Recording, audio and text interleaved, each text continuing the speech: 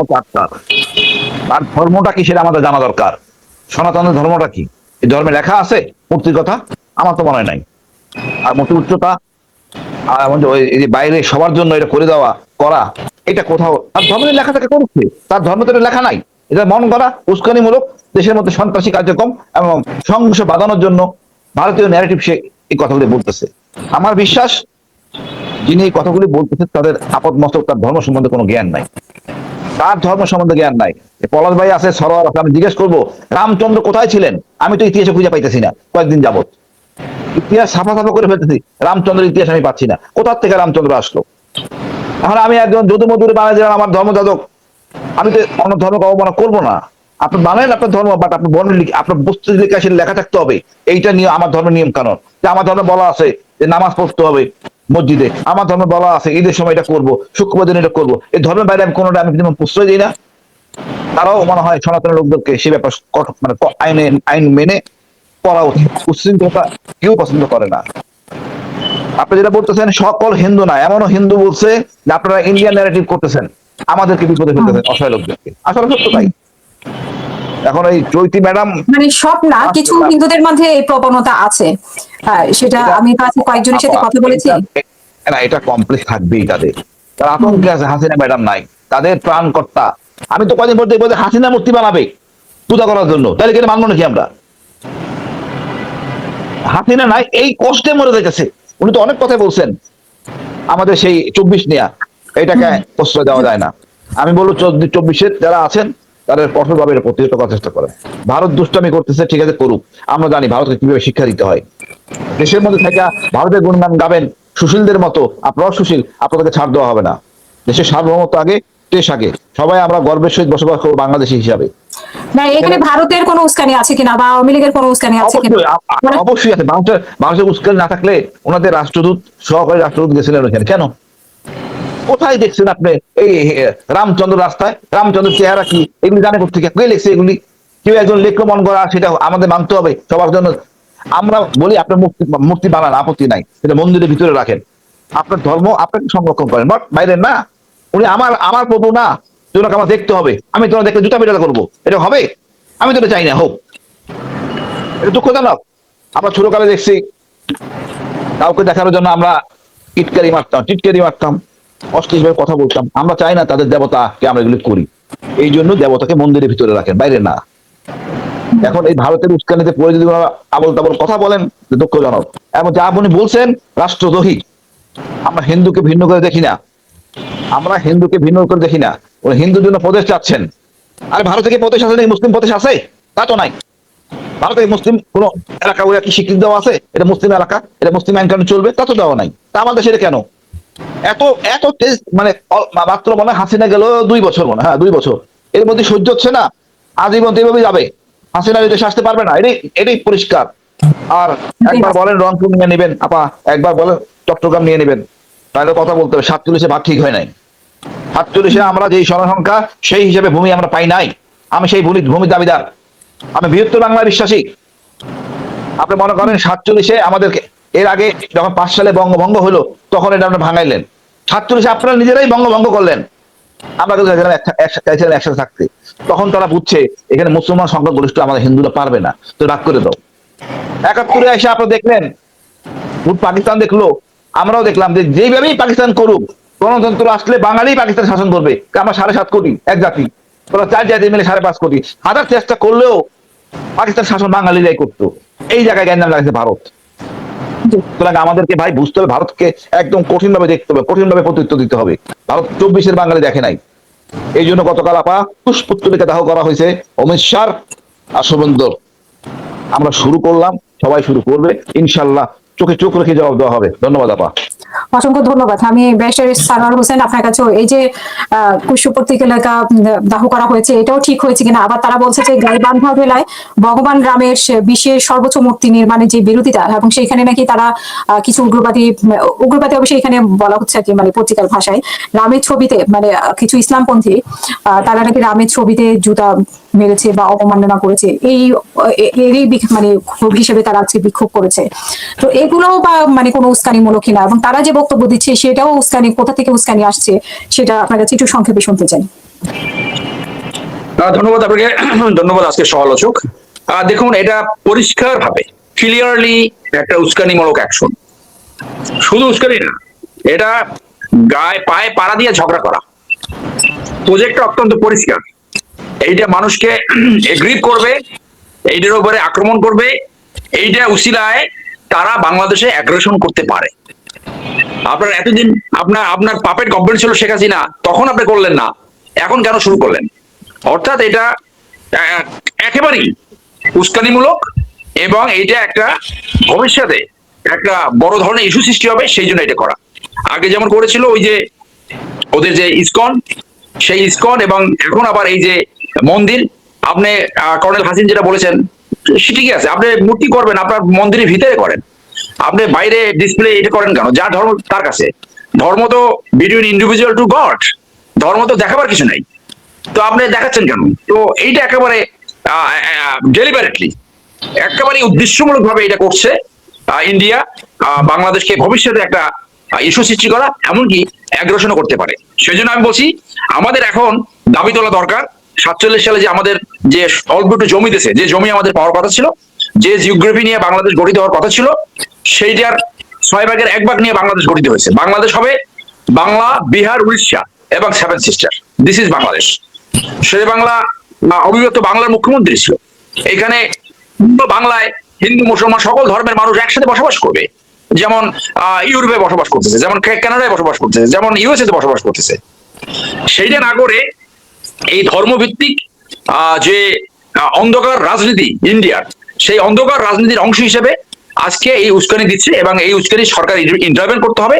এবং ধর্ম নিয়ে বাড়াবাড়ি এবং এই ধর্মীয় সেন্টিমেন্টে আপনি যখন আপনার ধর্ম পালন করতে গিয়ে অন্য ধর্মের কাউকে যদি আপনি সেন্টিমেন্টাল করেন, এটা এক ধরনের অফেন্স। হেইট, আপনি ধর্মের নামে হেইট অ্যাক্ট করতে পারবেন না, হেইট স্পিচ দিতে পারবেন না। এটা পৃথিবীর সব জায়গায় অফেন্স।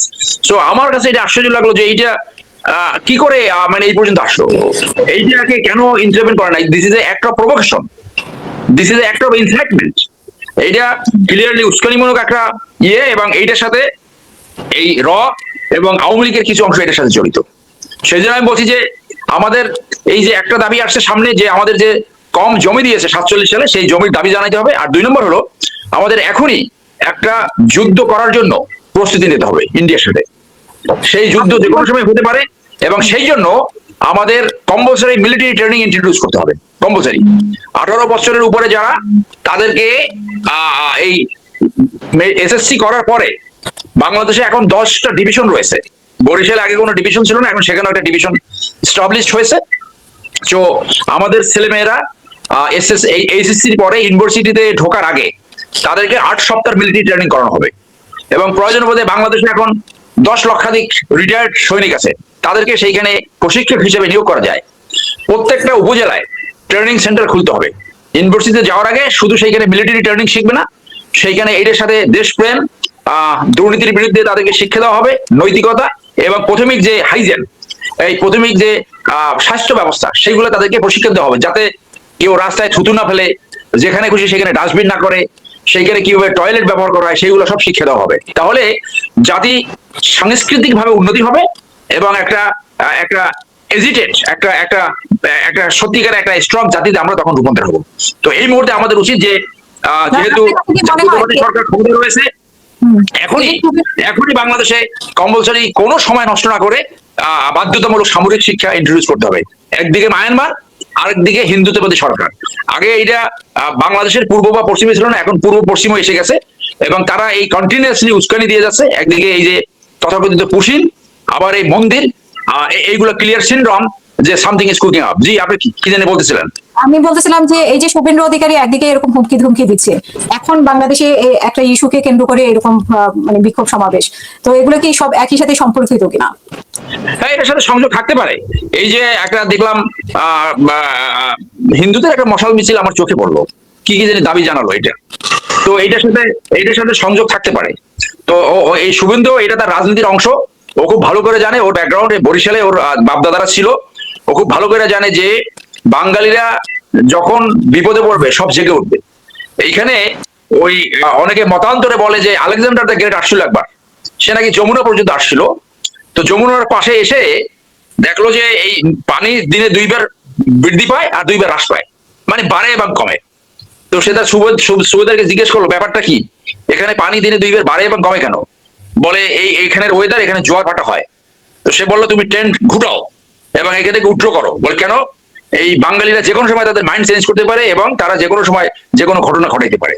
তো এই ঘটনা যে ঘটাইতে পারে সেটা তো বাঙালিরা বহুতবার প্রমাণ করছে, 75-এ প্রমাণ করছে, 81-তে প্রমাণ করছে, 2024-এ প্রমাণ করছে। তো শুভেন্দুরা যেন আসে 2টা ড্রোন মাইরা বাংলাদেশকে দখল করবে, ওই ধুতি মুতি থাকবে না কিছু, ওই ধুতি টুতি ফেলাইয়া আকাটা জিনিস বাঙালি মুসলমানরা দেখে হলাবে, ও পালাইয়ে যাইতে পারবে না। পারলে যেন আসে, ওরা খুব ভালো করে জানে সেটা পারবে না। এবং আমি মনে করি যে লাস্ট যে 26শে মার্চ যে মিলিটারি ডিসপ্লেটা হয়েছিল ঢাকাতে, আওয়ামী লীগের সময় আমরা দাওয়াত পাই নাই, এইবার আমি দাওয়াত পেয়েছিলাম। আমি সেই প্যারেডে গিয়েছিলাম এবং সেখানে আমি দেখেছি যে বাংলাদেশ নেভি, বাংলাদেশ এয়ারফোর্স এবং বাংলাদেশ আর্মির ড্রোন আছে, যেটা দিলেরা চৌধুরী না জেনে বলেছিল যে ড্রোন নাই। বাংলাদেশের আর্মামেন্টের ড্রোন আছে এবং আমাদের এখনই এই স্টক পাইল আরো অনেক বৃদ্ধি করতে হবে। এবং ইরান যেটা দেখিয়েছে একটা নিউক্লিয়ার পাওয়ারকে শুধু ড্রোন থেকে কাবু করে ফেলছে। নিউক্লিয়ার ভার্সেস ড্রোন, নিউক্লিয়ার তো আর ব্যবহার করা যায় না, একটা জনপদ ধ্বংস হয়ে যায়। তাহলে সেটা একটা আরো এই নিউক্লিয়ার সাথে আরো রিটালিয়েশন হতে পারতো। তো নিউক্লিয়ার ব্যবহার সাধারণত কোনো বুদ্ধিমান লোক করবে না, একবারই জাপানের ওখানে হয়েছে। সো ড্রোন দিয়ে যে মিসাইল টমাহক, তাদের intercontinental missile, surface two surface missile, surface two air missile, আপনার যুদ্ধ জাহাজের যে মানে আপনার জাহাজ থেকে ভেসেল টু সারফেস মিসাইল, সব কিন্তু মানে একেবারে কাবু করে ছাড়ছে এক drone technology. So drone technology versus Tomahawk, এই টমাহক এখানে পরাজিত হয়েছে এবং মডার্ন ওয়ারফেয়ারে একটা নিউ ডাইমেনশন সৃষ্টি হয়েছে। সো আমি মনে করি বাংলাদেশের কম্পালসারি মিলিটারি ট্রেনিং এবং এই ড্রোন স্টক পাইল এখনই করতে হবে, কারণ ইন্ডিয়া ক্লিয়ারলি উস্কানিমূলক কর্মকাণ্ড করছে। কারণ তার যে বাংলাদেশে বন্ধু ছিল পাপেট সরকার হাসিনা, তারা সব পালাই গেছে এবং তার প্রমাণ করেছে যে এই আওয়ামী লীগের সব এই ইন্ডিয়ার দালাল, এটা তারা প্রমাণ করছে। এই আওয়ামী লীগদেরকে প্রশ্রয় দিয়া তারা নতুন করে এটা প্রমাণ করলো যে আওয়ামী লীগ আসলে ইন্ডিয়ান পাপেট এবং ইন্ডিয়ান দালাল। এবং এই সাথে আমাদের বহির যে নীতি, যে ইন্টারন্যাশনাল রিলেশনস, যে আমাদের সেই ইন্টারন্যাশনাল রিলেশনসে আমাদের এখনই পাকিস্তান, টার্কি, ইরান এবং চায়নার সাথে আমাদের অ্যালায়েন্স করতে হবে to uphold our sovereignty and security, এবং সেদিকে যাচ্ছে বলে আমি মনে করি। সেই জন্য আপনি দেখছেন যে বাংলাদেশের বর্তমান প্রধানমন্ত্রী, আমি জানি না কতটুকু উনি সাকসেসফুল হবে, আশা করি উনি সাকসেসফুল হবে। উনি প্রথম ভিজিটে যাচ্ছে মালয়েশিয়া এবং চীন। This indicates a polarization of Bangladesh foreign policy. So India এখন মাথা খারাপ হয়ে গেছে যে হাসিনার মতো একটা পাপেট গভর্নমেন্ট সৃষ্টি করতে পারতেছে না। আর কোনো কারণে যে পাপেট গভর্নমেন্ট সৃষ্টি হয় বাংলাদেশে, that will be another disaster. সেটা বাংলাদেশের মানুষ কখনই গ্রহণ করবে না। ধন্যবাদ। অসংখ্য ধন্যবাদ। আমি একটু মেহেদী হাসান পলাশ আপনার কাছে শুনতে চাই যে এটা আমরা দেখতে পাচ্ছি পলাশবাড়ি নামে গাইবান্ধার একটা উপজেলাতে এই মন্দির হওয়ার মানে মূর্তি হওয়ার কথা, উঁচু মূর্তি। তো এটার অনুমতিও বা পেল কিভাবে, আবার স্থগিত করা হলো কেন? এটা আপনার কাছে একটা বিষয়। এবং আমরা দেখেছি 5ই আগস্টের পরেও কিন্তু এই যে হিন্দুদের একটা উদ্যোগ ছিল, মানে সংখ্যালঘুদের একটা উদ্যোগ ছিল যে বাইরের দেশকে বোঝানোর, সেই উদ্যোগটা এখন আমরা আবারও দেখতে পাচ্ছি। তো এগুলো মানে পেছনে আসলে কারা কাজ করছে? ধন্যবাদ আপনাকে। এখানে তো অনেক পলাশ, তো পলাশ বাড়ি, পলাশ পলাশ মানে যে জায়গায় হয়ে যাওয়ার কথা আর কি। যাই হোক, আমার সহযোগী আলোচক দুইজনে আমার প্রিয় মানুষ। এটা অত্যন্ত গুরুত্বপূর্ণ একটা টপিক এবং আমি গত কয়েকদিন যাবত এটা নিয়ে ধারাবাহিকভাবে লিখে আসছি। যারা আমার ফেসবুক প্রোফাইল দেখেন তারা সবাই জানেন এটা নিয়ে। বেসিক্যালি আমি বাংলাদেশে দীর্ঘদিন ধরে সংখ্যালঘু যে নির্যাতনের যে বিষয়গুলা, এই বিষয় নিয়ে আমার দীর্ঘ গবেষণা আছে। এবং 2001 সালের মানে ডিসেম্বর মাসে আমার প্রথম বই প্রকাশিত হয় এই বিষয়ে, যেটার নাম সংখ্যালঘু রাজনীতি। আমি সেটাকে সংখ্যালঘু মানে নির্যাতন বলি নাই, আমার বইটার নাম হলো সংখ্যালঘু রাজনীতি। অ্যান্ড দেন পরবর্তীতে পরের বছর এটার পরিবর্তিত সংস্করণ প্রকাশিত হয়, ইংরেজি ভার্সন, সেটা মাইনরিটি কার্ড নামে, মাইনরিটি কার্ড। হ্যাঁ, তো আসলে বাংলাদেশে যখনই আমাদের সাংবাদিকতার অভিজ্ঞতায়, গবেষণার অভিজ্ঞতায় আমরা দেখি যে ভারতের ফেভারেবল কোনো গভর্নমেন্ট না থাকে বা বাংলাদেশের কার্যক্রম বা ভূমিকা যখন মানে ভারতের ফেভারে যায় না, তখন ভারত কয়েকটা জায়গা দিয়ে বাংলাদেশকে চেপে ধরার চেষ্টা করে। তার মধ্যে একটা হলো সংখ্যালঘু নির্যাতন বা সংখ্যালঘু রাজনীতি, মাইনরিটি কার্ড। দ্বিতীয় হলো জঙ্গি ইস্যু, এবং 3 নম্বর হলো চিটাগাং হিল ট্র্যাক্স। এবার এর সাথে আমরা পুশিনের বিষয়টা দেখতে পাচ্ছি, সেটা অবশ্য আরেকটা মাত্রা, সে আলোচনায় যাব না আজকে। তো বাট এই জিনিসটা আমরা মানে ইউনূস সরকার অর্থাৎ ৩৬ জুলাই বিপ্লবের পরে আমরা এই 3টা জিনিসই বিভিন্ন সময় বিভিন্ন স্টেজে আমরা দেখেছি, বিভিন্ন স্টেজে দেখেছি। আপনার প্রশ্নটা হলো যে দেখেন, বাংলাদেশ একটি মানে বহুজাতিক রাষ্ট্র, এখানে নানা ধর্ম বর্ণ নির্বিশেষে সবাই বসবাস করে এবং তাদের একটা ধর্মীয় স্বাধীনতা আছে।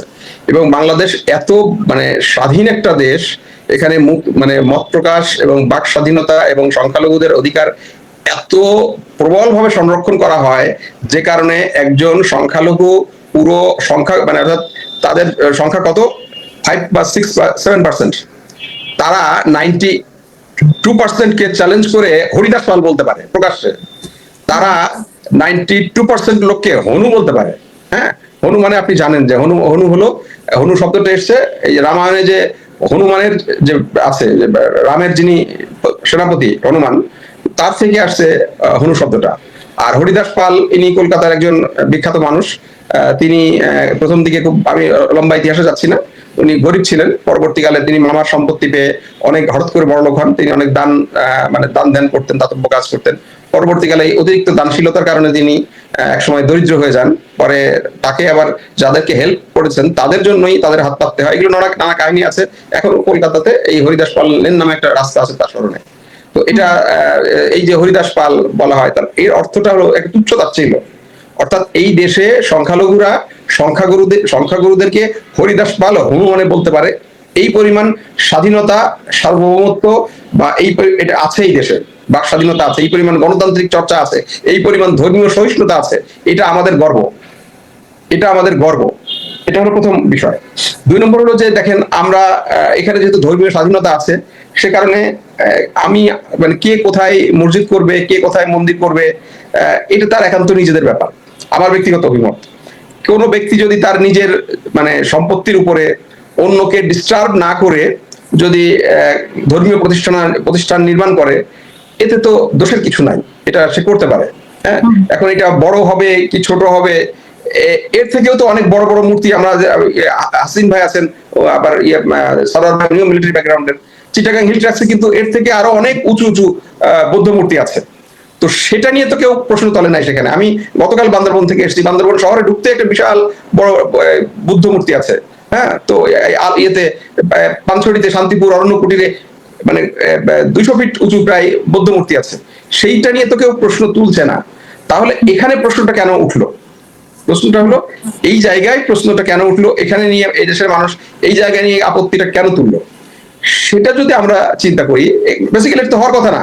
কারণ এই যে এই ভদ্রলোক, সে তার নিজের জায়গায় করছে। এখন সে হঠাৎ করে এত টাকা কোত্থেকে পেল, সে কেন মুসলিম পরিচয় দিয়েছিল, ওইটা আলাদা একটা ডিসকোর্স।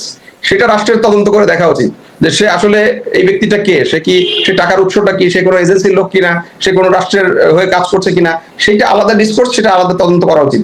বাট এই আমি যেহেতু মূর্তির যে কনটেক্সটে নিয়ে আপনি আলোচনাটা আজকে উত্থাপন করেছেন, আমি সেই জায়গায় যদি থাকি, এই ব্যক্তিও নাকি অনেক বছর সে মুসলিম ছিল, হিন্দু থেকে মুসলিম হয়েছে, মুসলিম থেকে আবার হিন্দু হয়েছে, এরকম বিষয়। এটাই বলছি যে সে এই যে সে মুসলিম পরিচয় দিত, আবার সে একজন সাধারণ মেকানিক ছিল, সেই মেকানিক এসি মেকানিক হঠাৎ করে এত টাকা পয়সা কোত্থেকে আসলো, এইগুলো আলাদা একটা বিষয়।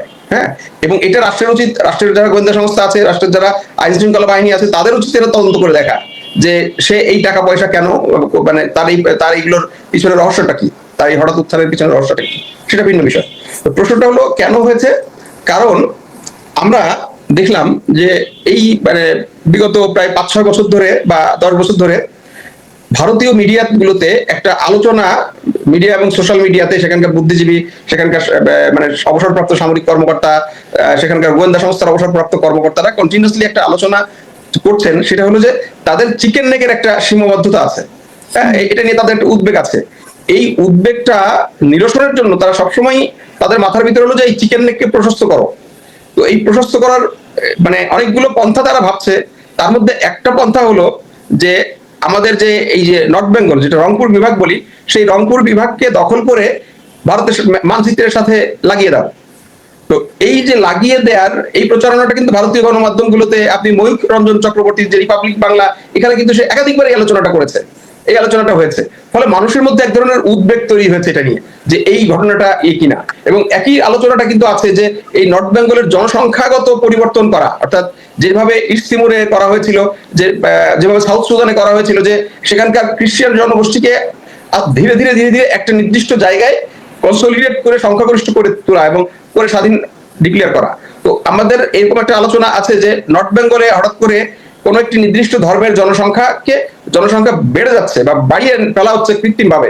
তো সেই উদ্দেশ্যটা হলো ওইটা, যে সেটার হতে পারে যে সেটা দখল করা হোক বা আলাদা একটা প্রদেশ তৈরি করে হোক বা যেভাবেই হোক, সেই আলোচনাটা যখন রয়েছে সেই সময়ে আপনি দেখবেন এই পলাশবাড়ির ঘটনাটা কিন্তু সামনে এসেছে। ফলে মানুষ কিন্তু ওই যে দুয়ে দুয়ে চার মিলিয়েছে, এবং একই সাথে সেই মন্দিরে যখন ভারতীয় দূতাবাস কর্মকর্তারা ঘন ঘন গিয়েছে, এবং আপনি দেখবেন যে এই যে দিনাজপুরের এই যে জায়গা দিয়ে, মানে যে জায়গায় এই মন্দিরটা হচ্ছে, শেখ হাসিনার আমলে এইখান দিয়ে একটা রেল মানে করিডোর বা একটা প্রস্তাবনা ছিল, সেটা হলো দিনাজপুরের এই জায়গা থেকে ওদিকে আপনার জামালপুরের একেবারে অর্থাৎ নর্থ বেঙ্গলের যে ঘাড়ের জায়গা দিয়ে সোজাসুজি একটা করিডোরের বিষয়টা হয়েছিল, সে মানে প্রস্তাব ছিল ভারতের।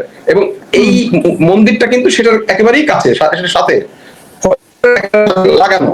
ফলে মানুষের মধ্যে এক ধরনের সন্দেহ তৈরি হয়েছে, এক ধরনের উদ্বেগ তৈরি হয়েছে যে এটা কি ওইটার অংশ কিনা, ওই বৃহত্তর পরিকল্পনার অংশ কিনা। এবং গতকাল আমরা চৈতালি চক্রবর্তীর যে স্টেটমেন্ট দেখলাম, তিনি যেভাবে বললেন, তাতে কিন্তু মানুষের এক ধরনের, এবং তিনি কিন্তু এই আলোচনাটা, এই যে তিনি মানে বাংলাদেশের প্রদেশের দাবি অনেকেই করছে, আমাদের ভারত চট্টগ্রাম নিয়ে আলাদা প্রদেশ করার দাবি দীর্ঘদিন ধরে আছে। হুসাইন মোহাম্মদ এরশাদ, যাকে আমরা মূলত সমতলে এই আন্দোলন এই প্রদেশের ভাবনাটা ফ্লোট করেছে, হুসাইন মোহাম্মদ এরশাদ, ধারণা করা হয় তিনি ভারতের প্রেসক্রিপশনে বাংলাদেশকে 8টা প্রদেশ করার একটা কর্মসূচি দীর্ঘদিন ধরে লেখালেখি করেছেন। এটা নিয়ে এরশাদ সাহেবের সাথে আমার প্রচন্ড বিতর্ক হয়েছে, এবং আমি আর লম্বা আলোচনায় যাচ্ছি না, কিন্তু প্রচন্ড বিতর্ক হয়েছে ওনার এটা নিয়ে। আমি ওনাকে বলেছিলাম যে আপনি যদি সন্তুল আহমদ দোষ করলো কোথায়, আপনি যদি 8টা প্রদেশ চান তাহলে সন্তুল আহমদ দোষটা কোথায় গেল? সন্তুল আহমদ একটা প্রদেশ চাইছে, আপনি তো 8টা চাচ্ছেন, কার প্রেসক্রিপশনে? এটা নিয়ে অনেক কথা হয়েছে, আমি সে আলোচনায় যাচ্ছি না। তো প্রদেশ নিয়ে করার ভাবনাটা থেকে বড় প্রশ্ন হলো হিন্দুদের জন্য একটা প্রদেশ, এটা আপত্তিকর ব্যাপার। আমি প্রদেশের পক্ষে না, আমি বলছি না প্রদেশের পক্ষে, মানে প্রদেশের আলোচনার থেকেও হিন্দুদের জন্য আলাদা একটা প্রদেশ করা, এটা প্রচন্ড রকম ভাবে একটা আপত্তিকর একটা মানে কনসেপ্ট, এবং যেটা চৈতালি চক্রবর্তী দীর্ঘদিন ধরে কিন্তু বলছে, এবং এই ভাবনার জায়গাটাতে কিন্তু আমাদের ওই ইয়েটা মিলিয়ে এসছে। এটা হলো একটা জিনিস। 2 নম্বর হলো আরেকটা বিষয় আপনি খেয়াল করবেন, যে আলোচনাটা আমরা করেছিলাম, যে শুরু করেছিলাম, যে যখন ফেভারেবল কোনো কিছু বাংলাদেশে না হয়, আপনি জানেন যে ভারতের পক্ষ থেকে মানে প্রচন্ড রকম ভাবে প্রস্তাব দেওয়া হয়েছিল বাংলাদেশের সরকারের কাছে, যেন বাংলাদেশের প্রধানমন্ত্রী তাদের প্রথম সফরটা ভারতে করেন, কিন্তু তিনি ভারতে যাননি, প্রথম সফরটা ভারতে যাননি, এবং তাকে ভারতে এয়ারপোর্টে যেভাবে জিয়াউর রহমানকে রিসিভ করা হয়েছিল সেভাবে রিসিভ করা হবে সেরকম প্রস্তাবও দেওয়া হয়েছিল। তারপরেও কিন্তু আমাদের প্রধানমন্ত্রী তারেক রহমান তিনি ভারতে না গিয়ে তিনি মালয়েশিয়া হয়ে প্রথম সফরটা চায়নাতে করছেন। তো এর ফলে এখন প্রশ্ন আসছে, আজকে গণমাধ্যমে দেখেন রিপোর্ট আসছে, বাংলাদেশ চায়না থেকে জেট-এন-সি যুদ্ধ বিমান কিনছে, এবং চায়নার সাথে প্রতিরক্ষা নিয়ে আলোচনা হবে এই সফরে। একই সাথে তিস্তা ব্যারেজ নিয়ে বাংলাদেশ ওই সফরে আলোচনা হবে বলে আমরা, যেটা ভারতের প্রচন্ড আপত্তির একটা কারণ, এবং তিস্তা চায়নার সহযোগিতায় করার ব্যাপারে। আপনার মনে থাকবে বেগম খালেদা জিয়া চায়নার সাথে প্রতিরক্ষা চুক্তি করার জন্য তিনি বেইজিং গিয়েছিলেন ভারতের প্রবল আপত্তি উপেক্ষা করে, কিন্তু ওই সময় বাংলাদেশের 64টা জেলায় একসাথে 300 স্থানে বোমা হামলা করা হয়, এবং সেই বোমা হামলার পরবর্তী কারণে 5ম দিনে যে ডিফেন্স প্যাক্ট হওয়ার কথা সেটা তিনি না করে 3 দিনের সফর সংক্ষিপ্ত 3 দিনে করে তিনি ফেরত চলে আসেন। হ্যাঁ, ওই ফাটাকেস্টের ডায়লগ, মারবো এখানে লাশ পড়বে শ্মশানে, আমরা কিন্তু সেটা দেখেছি। তো সেই জায়গা থেকে যদি আপনি চিন্তা করেন যে এখন যেহেতু প্রধানমন্ত্রী এই সব ইস্যুগুলো নিয়ে যাচ্ছে, তাকে চেপে ধরার একটা মানে পরিকল্পিত একটা ব্যাপার আমি এখানে দেখতে পাচ্ছি, যাতে বাংলাদেশ চায়নায় গিয়ে এমন কিছু না করে যা ভারতের অপছন্দ। হ্যাঁ, এবং সেই জায়গা থেকে এদেরকে রাস্তায় নামিয়ে দেয়া, এদেরকে উস্কানিয়ে দেয়া, কারণ এরা তো তাদের কমন কার্ড, এটা তো তাদের মানে দাবার গুটি হিসাবে এই দেশের সংখ্যালঘুদের একটা অংশ, আমি সবাইকে বলবো না, মানে অসংখ্য লোক আছে যারা দেশপ্রেমী, তারা একটি অংশকে ব্যবহার করে এই কার্ড কিন্তু তারা বাংলাদেশের ভিতরে খেলে।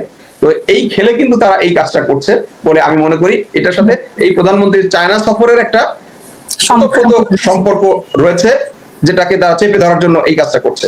সার্বিকভাবে আমি মনে করি যে এই যে ঘটনাটা তারা ঘটছে, এটা এটা আমাদেরকে খুব সিরিয়াসলি নেওয়া উচিত। এবং এই যে আমাদের তারা যে মানে এটাকে কি বলবো, চৈতালি চক্রবর্তী, আপনার প্রিয়া সাহার কথা মনে আছে হ্যাঁ, যিনি যে প্রেসিডেন্ট ডোনাল্ড ট্রাম্পের সামনে গিয়ে কি বলেছিলেন? এই প্রিয়া সাহা, চৈতালি চক্রবর্তী এরা কিন্তু একই। আবার এর সাথে কিন্তু আপনার আপনার এখানে খুবই কমন আলোচক ছিল আপনার এই গোবিন্দচন্দ্র প্রামাণিক। আমি ওনাকে আমন্ত্রণ জানিয়েছিলাম, উনি আসেনি আজকে। হ্যাঁ, উনি উনি ওনাকে আপনারা এই হাইলাইট করেছেন দীর্ঘদিন, এবং আমি অবাক হয়ে গেছি বাংলাদেশের ইসলামপন্থীরা তাকে তার মঞ্চ নিয়ে গিয়ে তাকে কিন্তু হাইলাইট করেছে, তাকে মহান বানিয়েছে। ফলে এই যে আমাদের রাজনীতিবিদদের মানে দূরদর্শিতার অভাব, তাদের অবিমৃষ্যকারিতা, এই কারণে কিন্তু এই লোকগুলোর এরকম সৃষ্টি হয়েছে, তাদের এই ধরনের বাড় বেড়েছে। কারণ তারা, আপনি চিন্তা করেন যে আপনি উনি ওনার দাবি করতে পারেন, কিন্তু তাই বলে উনি আরেকজনকে হরিদাস পাল, তাই না, উনি একটা সম্প্রদায়কে হরিদাস পাল বলে তুচ্ছ-তাচ্ছিল্য করতে পারেন না। উনি আরেকটা সম্প্রদায়কে হনু বলে তিনি তুচ্ছ-তাচ্ছিল্য করতে পারেন না, উপেক্ষা করতে পারেন না। এটা এক ধরনের উস্কানি দেয়া, যে উস্কানির ফলে কিন্তু গতকালই আপনার আরেকটা পাল্টা মিছিল হয়েছে। এগুলো তো আমরা মানে আমরা বুঝতে পারছি। যখন সীমান্তে আপনি দেখেন কি হচ্ছে, সীমান্তে যে পুশিনের যে খেলাটা হচ্ছে, সেই খেলাগুলোর উদ্দেশ্যটা কি? উদ্দেশ্যটা হলো বাংলাদেশকে চেপে ধরা, এবং আজকে বাংলাদেশকে কিন্তু একটা ইন্টারন্যাশনালি একটা ডাম্পিং গ্রাউন্ড বানানোর একটা ষড়যন্ত্র চলছে। আপনি 15 লক্ষ রোহিঙ্গা আছে, 91 লক্ষ আপনার পশ্চিমবঙ্গের বাংলাভাষী তাদেরকে পাঠানোর জন্য তারা রেডি করেছে। ওদিকে 20 লক্ষ আছে আসামে, ত্রিপুরাতে আছে, আবার 65,000 মানে সৌদি আরব থেকে রোহিঙ্গা তাদেরকে ফেরত পাঠানোর জন্য তারা চাপ দিচ্ছে। ভারতের যে সমস্ত রোহিঙ্গা গেছে তাদেরকেও বাংলাদেশে ফেরত পাঠানোর চেষ্টা হচ্ছে। এখন প্রধানমন্ত্রী মালয়েশিয়া যাচ্ছেন, মালয়েশিয়ায় যে সমস্ত রোহিঙ্গা গেছে তাদেরকেও বলা হচ্ছে বাংলাদেশকে ফেরত নিতে। কেন রে ভাই, বাংলাদেশ কেন এই রোহিঙ্গাদেরকে ফেরত নেবে, এত রোহিঙ্গাদেরকে ফেরত নেবে?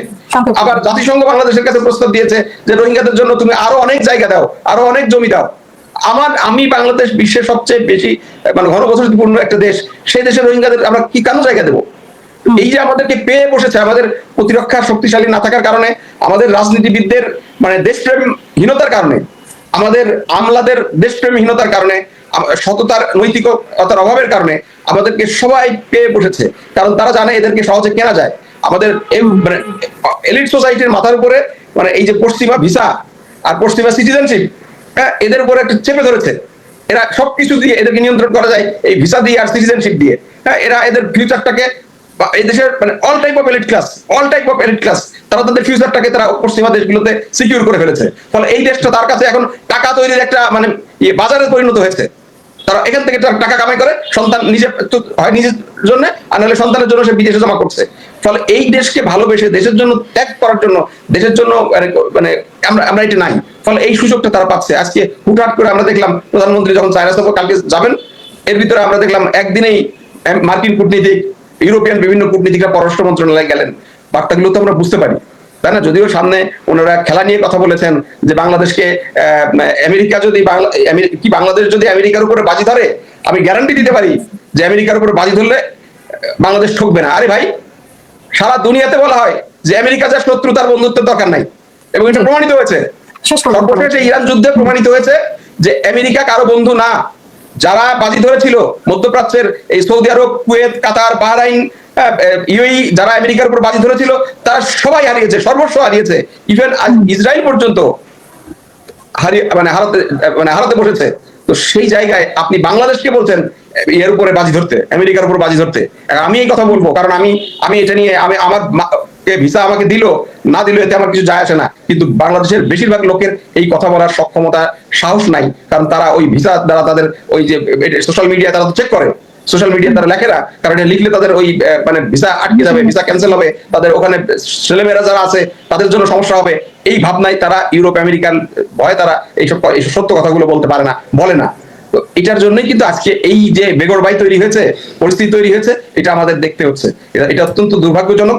কিন্তু রাষ্ট্রের এখনই সময় রাষ্ট্রের সচেতন হতে হবে, কারণ ওনার কথার সাথে কিন্তু শুভেন্দু অধিকারীর কথার মিল আছে। উনি যেটা বলছেন এটা কিন্তু হিন্দু লীগ, এটা ভারত লীগের বয়ান, হিন্দু লীগের বয়ান।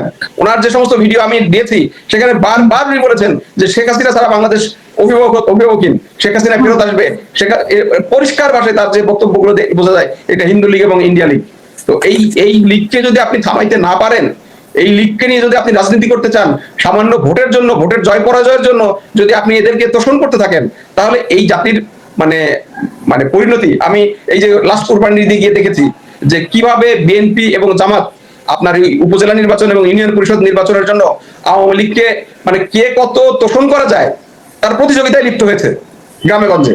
তো সেই জায়গা থেকে আমাদেরকে বেরোতে হবে, আমাদেরকে দেশপ্রেমের জায়গায় কিছু স্ট্যান্ডার্ড মানে অবলম্বন করতে হবে। ভারত প্রশ্নে, এই ফ্যাসিবাদের ফিরে আসা প্রশ্নে, গণতন্ত্র প্রশ্নে, আমার সামরিক সক্ষমতার প্রশ্নে, আমার সার্বভৌমত্বের প্রশ্নে, আমার ইমানের প্রশ্নে, মূল্যবোধ এবং বিশ্বাসের প্রশ্নে আমাদেরকে ঐক্যের জায়গায় থাকতে হবে। যদি আমরা এটা থাকতে না পারি তাহলে কিন্তু পরিণতি খুব খারাপ হবে। ইরান যেটা দেখিয়েছে, ইরানের জনগণ এই ট্রাম্প যে কুর্দিদেরকে টাকা অস্ত্র দিয়েছিল, যখন ওরা হামলা করেছে, এরা কিন্তু ফিরে দাঁড়িয়েছে তার দেশের পক্ষে, যে না আমার সাথে বিরোধ থাকতে পারে, কিন্তু তাই বলে ভাই তুমি এসে আমাকে হামলা করবা, আমি এটা গ্রহণ করবো না। যার ফলে ইরান আজকে এই বিজয়টা অর্জন করেছে। আমাদেরকে ওই জায়গায় আসতে হবে। যদি আমরা ওই জায়গায় আসতে না পারি তাহলে আমাদের পরিণতি খুব খারাপ, খুব খারাপ, খুব খারাপ। ধন্যবাদ আপনাকে।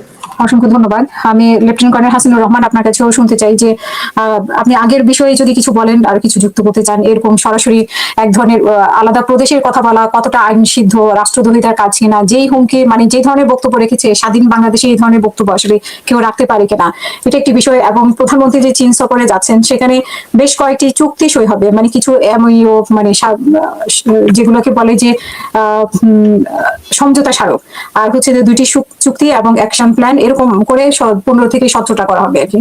তো সেখানে আসলে আমাদের সরকার আসলে পররাষ্ট্রনীতি ভাবে কোনোভাবে একটা প্যাচের মধ্যে পড়ে যাবে কিনা বা চ্যালেঞ্জের মুখে পড়ে যাচ্ছে কিনা সেটা। কারণ আমরা জানি যে যুক্তরাষ্ট্রের সাথে চুক্তি, আবার ভারতের সাথে সম্পর্ক খারাপ, সব মিলে মানে একটা কঠিন অবস্থার মধ্যে পড়তে যাচ্ছে কিনা সরকার। আপা, যুক্তরাষ্ট্রের সাথে সম্পর্ক আমাদের ভালো আছে, এটা ভারত মেনে নিতে পারতেছে না। এই যে আমরা তুলা আনবো আমেরিকা থেকে, এটা ভারত মানতেই পারতেছে না, তার তুলা তো আমরা কিনতাম। কথা হলো ভারত কেমন, আমাদের সুশীলদের আমাদের বড় সমস্যা। এই সুশীলরা, এই চৈত্রী দলের লোক, এনারা মানে অমিত শাহ সুশীলদের চিনতে পারেন নাই, কিন্তু ট্রাম্প ঠিকই চিনছেন। ট্রাম্প ঠিকই অমিত শাহ বলেছে খুনি, মোদীকে বলেছে খুনি। এর চেয়ে বড় কিছু নাই, লজ্জা। তারপরে গুণ গাবে ভারতের। ভারত আমাদের এই যে 54 বছর 55 বছর কি দিছে, আমাদের ক্ষতি ছাড়া ভারত কোনো ভালো কাজ করে না আমাদের সাথে। সুশীল বলতেছে ডিজেল এলো ভারতের, গাড়ি ভারতের। এটা মানে এদেরকে আসলে এখন ওই চট থাপ্পড়ে বাংলাদেশ, এছাড়া সোজা হবে না। এরা ভদ্রভাবে বলা হয়েছে 24-এর পরে যে এইসব কথাবার্তা বলে এদেরকে রাস্তাঘাটে অপমানিত করা উচিত। আপনার একটা কথা আমি বলবো, এখানে বলা দরকার, পলাশ ভাই আছেন। আমি একটা প্রেস ক্লাবে একটা অনুষ্ঠানে গিয়েছিলাম, সরোয়ারও জানে আমার দেশের অবলা নারী মুসলমানদেরকে পটাইয়া প্রলোভনে ফেলাইয়া হিন্দুরা প্রেম করে, বিয়া করে, তারপরে হয় ছেড়ে দেয়, নাহলে ভারতে নিয়ে বিক্রি করে দেয়। এটা কিন্তু চরম সেন্সিটিভ ইস্যু। সরকারের মনে আছে, আমারও মনে আছে, আমি তখন ওই মেয়েদেরকে বুঝাইলাম এটা করো না। তো মা বাবাকে আলোচনা করে আমাদের সামাজিক বন্ধনটা নষ্ট হচ্ছে এই ইউটিউব মিডিয়া এইসবের কারণে, এগুলি সরকার নিয়ন্ত্রণ করা উচিত। আমার ধর্মীয় মূল্যবোধ আমি চিল্লাইতেছি, কিন্তু আমাদের তৃণমূলের পরিবারগুলি চিন্তা করতেছে না, তৃণমূলের মারা চিন্তা করতেছে না বাচ্চাদের কথা। মা আর মেয়ের সম্পর্কের মধ্যে বিশাল একটা গ্যাপ। মেয়ে প্রেম করতেছে এক হিন্দু ছেলের সাথে, মা জানে না, বিয়ে করতেছে, অনৈতিক সম্পর্ক করতেছে, বাচ্চা হচ্ছে, ওই পারে নিয়ে যাচ্ছে। এইগুলি আমাদের সামাজিক আন্দোলন করতে হবে। ভালো হয়েছে হিন্দুরা এখন স্বচ্ছ, আমার তাদের আসল চেহারা দেখাইছে। আমরা এখন সব পুরো জাতি তাদের ওইভাবে মূল্যায়ন করবো। অবশ্য খারাপ গুলিকে আমি সবসময় বলি, মাইনরিটিস আমাদের অলংকার, সীমা লঙ্ঘন করলে আমরা প্রশ্রয় দিব না। আপনি রংপুরে আপনার পার্সেন্টেজ কত, আমরা তো চাইলে ইচ্ছা করলে পুরো রংপুরের মধ্যে একটা গণভোট করে বাতিল করে দিতে পারি, রাইট আপ করে দিতে পারি, পুরা বিপদে ফেলে দিতে পারি, রাষ্ট্রের বিরুদ্ধে ষড়যন্ত্র। আমি মনে করি আপা, একদিকে ভারতীয় ষড়যন্ত্র, আরেকদিকে তো আমাদের দেশেই আমরা দেখি যে সরকার কি 4 মাসে এমন কোনো কিছু করেছে। আমরা কথায় কথায় জামাত ইসলামের আজকেও আমির বললেন যে আরেকটা বিপ্লবের জন্য প্রস্তুতি নিতে হবে। এখনো উনি বলছেন যে খুব মানে কষ্ট করে বুকে চাপা কষ্ট নিয়ে উনি নির্বাচন মেনে নিয়েছেন। এগুলো কি রাজনৈতিক কথা নাকি? না, রাজনৈতিক কথাই, সেটা জুলাই সনদ। আমরা অনেক মনে কষ্ট পেয়েছি, বিএনপিরা করে নাই। আমরা অনেক কষ্ট পাইছি, সুপ্রিম কোর্টে সচিবালয়ে সরাই দেওয়া হয়েছে, স্বাধীন সচিব, স্বাধীন করা হয়েছিল। তারপরে গুম খুনে যে আইনগুলি, মানে এটা আমরা মেনে নিতে পারি নাই। তারপরও আমরা ঠিক আছে, একটা সরকার হয়েছে, মন্দের ভালো চলুক সামনে। আমরা বিএনপি ফেলে দিয়ে আওয়ামী লীগকে স্থান দিব না। আমরা এই চলমান প্রক্রিয়ার মধ্যে কোন এক সময় চাপ সৃষ্টি করে জুলাই সনদ স্বাক্ষর করার চেষ্টা করবো শান্তিপূর্ণভাবে। আমার দেশের মধ্যে এই ধরনের অরাজকতা সৃষ্টি করে আওয়ামী লীগকে আসতে দেওয়া, ভারতকে সুযোগ করে দেওয়া, আমার কথা হলো আপা, আমার স্বাধীন সার্বভৌম বাংলাদেশ, আমার স্বাধীন চিন্তা নিয়ে প্রধানমন্ত্রী তার দলীয় সাথে আলোচনা করে উনি সিদ্ধান্ত নেবেন কোন দেশে আগে যাবেন না কোথায় কি চুক্তি করবেন তার ব্যাপার। আমার সার্বভৌমত্বের জন্য আমি সব চুক্তি করতে পারি, হুম আমি সাথে সৌদি আরবকে আনতে পারি। আমরা কৌশলী হইলে ভারতকে পেশার রাখার জন্য একমাত্র পথ হলো মধ্যপ্রাচ্যে যেসব ভারতীয়রা আছে, ভারতে হিন্দুরা আছে বিশেষ করে স্বর্ণ ব্যবসায়ী, এতে ফেরত পাঠান। এটা হলো কূটনৈতিক সম্পর্ক করে করা সম্ভব, ভারত সোজা হয়ে যাবে। আমরা সেই জায়গাটাও ফেল পারছি, সত্য কথা। এটা আমাদের মনে করেন দেওয়ার হোসেন সাইদি ভাই পারতেন, এরকম ধর্মীয় নেতা নাই, সব বাটপার নেতা, সব বাটপার নেতা। আরবি বলতে পারে না, আরবি বোঝে না। সৌদি আরবের বাসাদেরকে বোঝানো যায় তুমি ভাই এই হিন্দু লোকদের হিন্দু সরাও, এরা অন্যায় অত্যাচার জুলুম করতেছে মুসলমানদের প্রতি। ভারতের অনেক কাজ হইতো, সবাই ধান্দাবাজ, যাই মসজিদের জন্য চাঁদা পাবে, মসজিদের জন্য চাঁদা পাবে, দেশের জন্য চাবে না, যেটা ব্যক্তিগত লাভবান আছে। আমি মনে করি আপা আমাদের অনেক সুযোগ আছে, আমরা নিজেদের মধ্যে ট্যাগ না দেই। আজকে শুনলাম কিছুক্ষণ আগে এক সাংবাদিক আমাকে রিং করছিল, একটা মাদ্রাসার মধ্যে একটা পিস্তল পাওয়া গেছে লেখা পাকিস্তান। তা আমি বললাম পাকিস্তান হইতেই পারে, তথ্যটা কে দিল? সোর্সকে ধরেন, সোর্স জানে অস্ত্র কেমনে গেল, তাই বেরিয়ে যাবে। এমন নিরপেক্ষভাবে তদন্ত করে, যদি সেই দলেরই হোক টোটাল সাইজ করতে হবে, যে দলেরই হোক।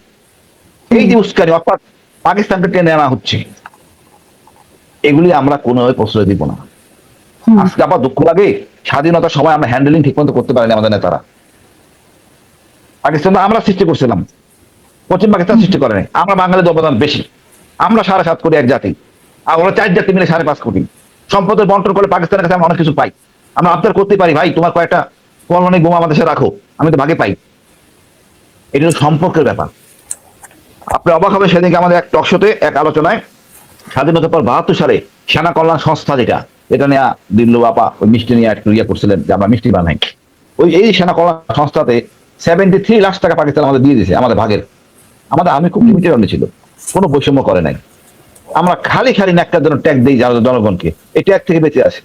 আমরা যেহেতু স্বাধীন এখন, ওই সময় যুদ্ধ না করলেও স্বাধীন হইতাম, এত দূরে থাকা যায় না, কিন্তু আমাদের সম্পর্ক ভালো থাকতো। যাই হোক, মন্দের ভালো, আমরা স্বাধীন হয়েছি ভালো, ইতিহাসটা ঠিক হইতে হবে, সবার মর্যাদা সমান থাকতে হবে। আমরা ওসমানীকে স্বীকার করি না, একে স্বীকার করি না, এগুলোর জন্য আজকে আমাদের সমস্যা। আজকে নেতাদের দেখেন কত কিছু হয়ে গেছে বিএনপির উপরে, কোন নেতা তো তেমন দেখিনি বাইরে আসতে কথা বলতে। এখন সব প্রাণপ্রিয় নেতা, এখন কেউ বুদ্ধি কেউ কথা বলতেছে না, এই যে এদের বিরুদ্ধে কোনো কথা নাই। আমি মনে করি আমাদের স্বরাষ্ট্রমন্ত্রী ওনাকে অ্যাক্টিভ হইতে হবে, তাহলে উনি বদনামে পড়বেন।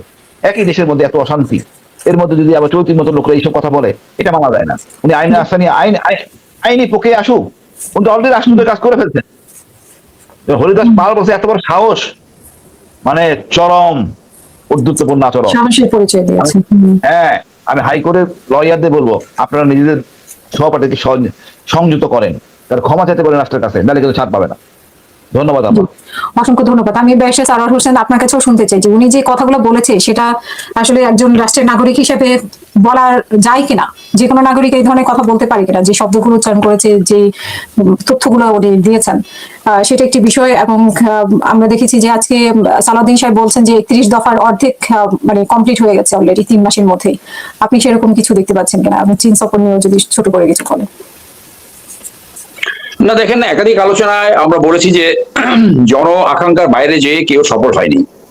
তো এই জুলাই সনদ, গণভোট এবং যে 20টা অর্ডিন্যান্স বাতিল করা হয়েছে, এগুলা বাংলাদেশের একটা প্রোগ্রেসিভ স্টেপ ছিল।